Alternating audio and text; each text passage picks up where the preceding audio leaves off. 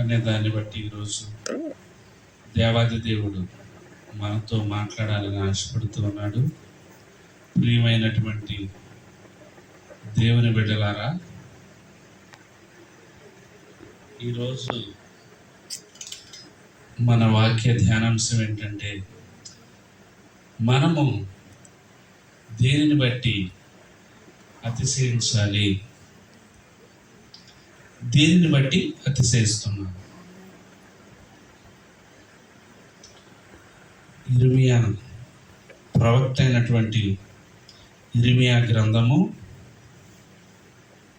9వ అధ్యాయము 24వ వచనం నుంచి కొన్ని మాటలు ధ్యానం చేసుకుందాం.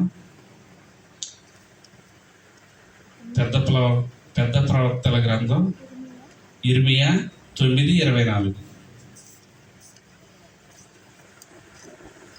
అతిశయించువాడు దేనిని బట్టి అతిశయించవలననగా, భూమి మీద కృప చూపిస్తూ నీతి న్యాయములు జరిగించుచున్న యెహోవాను నేనే అని గ్రహించి నన్ను పరిశీలనగా తెలుసుకొనుటను బట్టి అతిశయింపవలెను.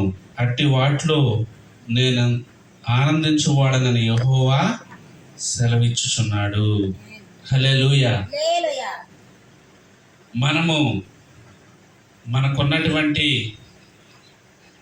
ఉద్యోగాన్ని బట్ట, లేదా మనకున్నటువంటి పేరు ప్రఖ్యాతలను బట్ట కాదు, కానీ ప్రవక్త అయినటువంటి ఇర్మియా గ్రంథము 9వ అధ్యాయము 24వ వాక్యం నుంచి కొన్ని మాటలు మనం చూసినట్లయితే, ప్రవక్త అయినటువంటి ఇర్మియా గారి ద్వారా దేవుడు చెలవిస్తున్నటువంటి మాట ఏంటంటే, అతిశయించువాడు దేనిని బట్టి అతిశయించవలననగా, భూమి మీద కృప చూపిస్తూ నీతి న్యాయాలు జరిగిస్తున్న యెహోవాను నేనే అని గ్రహించి నన్ను పరిశీలనగా తెలుసుకున్నట్టును బట్టియే అతిశయింపవలెను. అట్టి వాటిలో నేను ఆనందించువాడనని యెహోవా సెలవిస్తున్నాడు.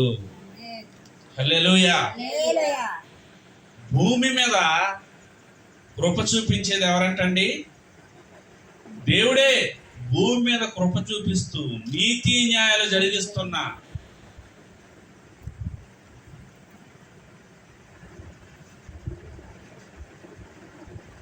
యెహోవాను నేనే అని గ్రహించి నన్ను పరిశీలనగా తెలుసుకున్నటను బట్టియే అతిశయింపవలెను. అట్టి వాటిలో నేను ఆనందిస్తానని దేవుడు చెప్తున్నాడు. ప్రియమైనటువంటి దేవుని వారలారా, మన అతిశయం ఎవరై ఉండాలి? దేవుడై ఉండాలి.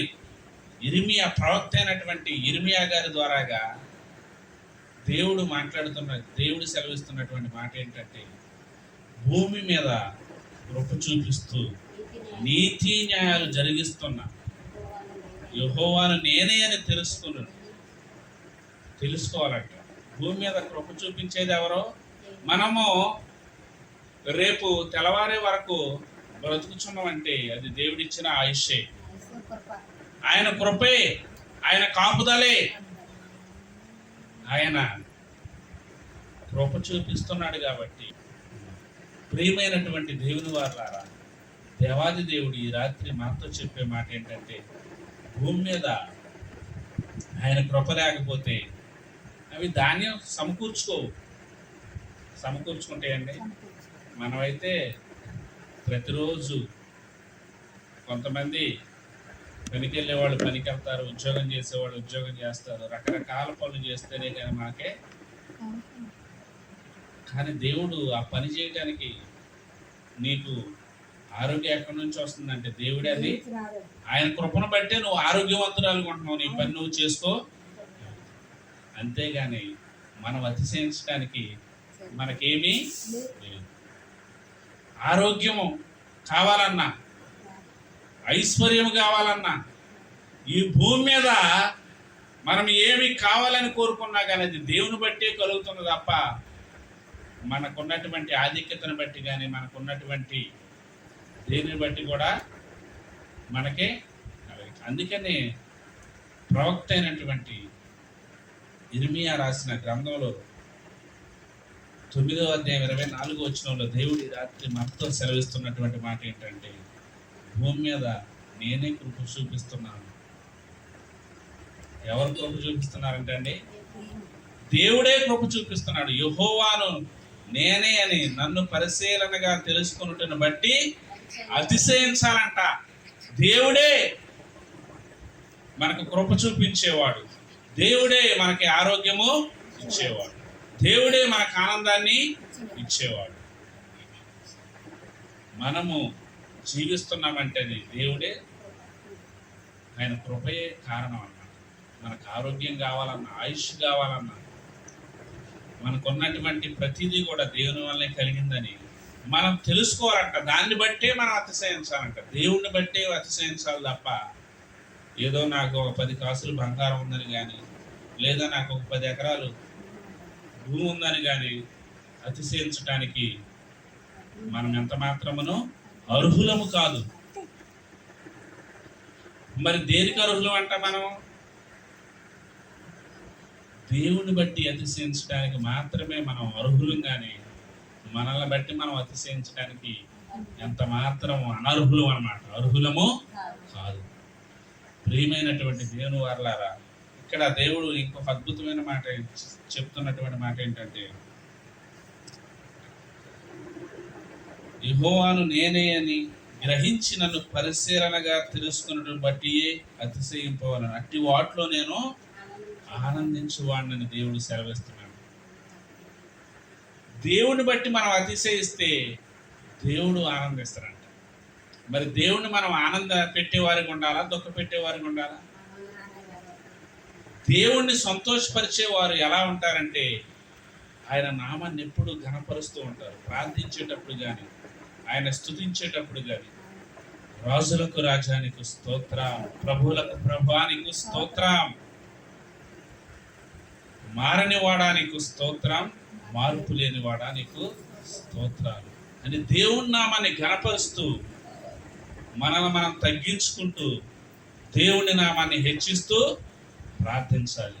అట్టి వాటిలో దేవుడు ఆనందిస్తానని ఈ వాక్యం ద్వారా మనకి తెలియజేస్తూ ఉన్నాడు. కీర్తన గ్రంథము 20వ అధ్యాయం 7వ వచనంలో ఒక చక్కటి అద్భుతమైనటువంటి మాట ఉంది. కీర్తన గ్రంథము 20వ అధ్యాయము 7వ వచనం. తీసిన వాళ్ళు త్వరగా చదివితే మన అవునండి. 20వ అధ్యాయము 7వ వచనం అండి. కొందరు గుర్రములను 27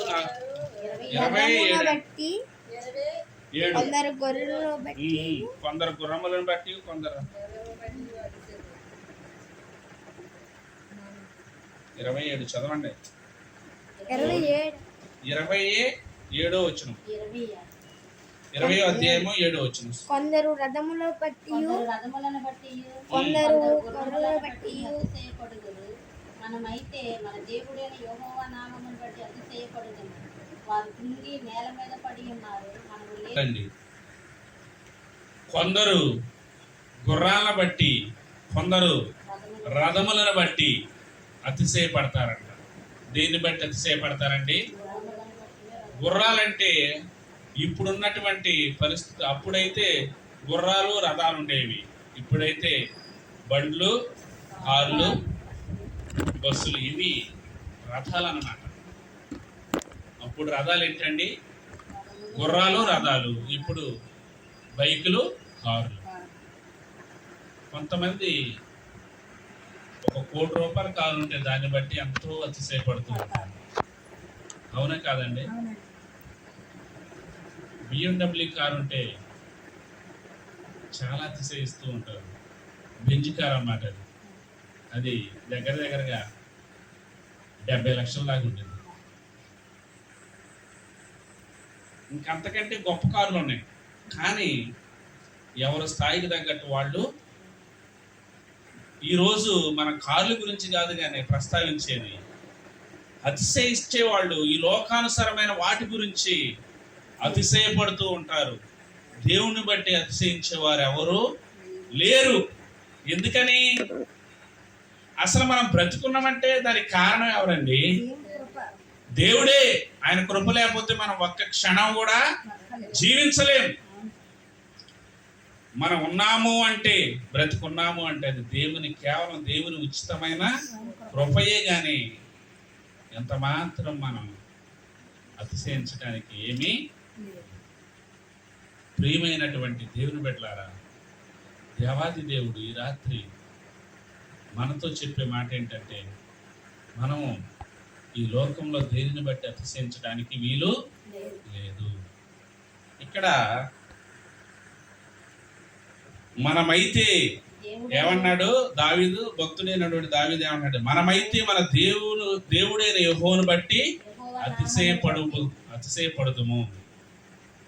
మన దేవుడైన యెహోవా నామాన్ని బట్టి అతిశయపడాలి. ఈ లోకస్తులు వాళ్ళకున్నటువంటి వాటిని బట్టి. పాట ఉంది, అద్భుతమైనటువంటి పాట. నా అతిశయము నీవే, నా ఆనందము నీవే, నా ఆరాధన నీవే, జ్యోతిమయుడా నా ప్రాణ ప్రియుడా, స్తుతి మహిమలు నీకే. నా ఆత్మలో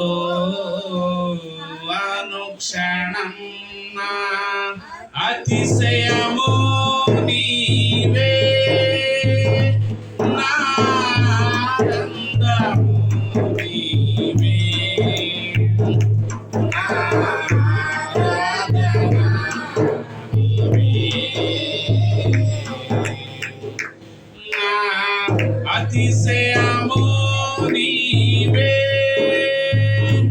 నా ఆనందము నీవే,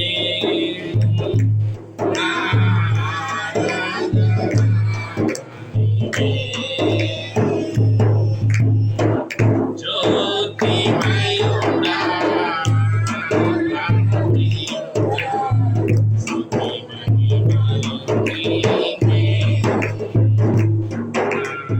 స్తుతి మహిమలు నీకే.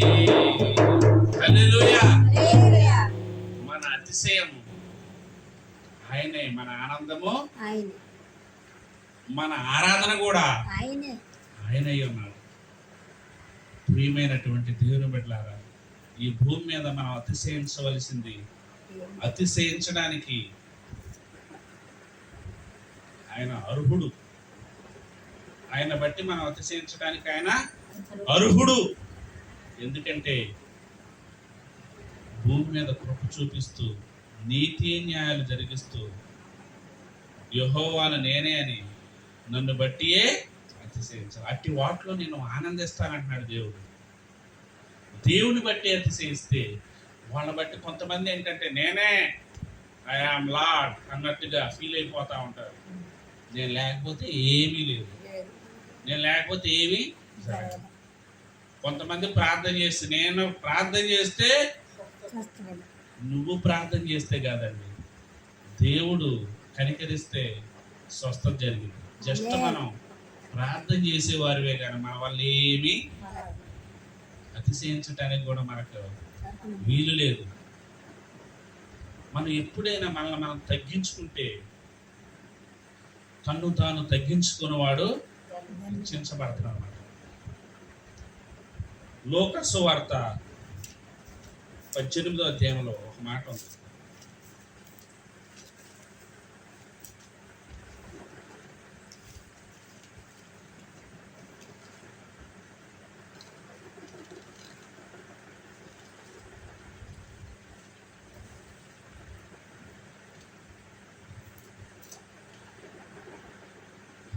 పద్దెనిమిది 9 వచ్చినవండి. తామే నీతిమంతులమని చదవండి. తామే నీతిమంతులని నమ్ముకొని ఇతరులను తృణీకరించు కొందరితో ఆయన ఈ ఉపమానము చెప్పాను. ప్రార్థన చేయుటకై 2 మనుషులు దేవాలయమునకు వెళ్ళిరి. వారిలో ఒకడు పరిసయ్యుడు, ఒకడు సుంకరి.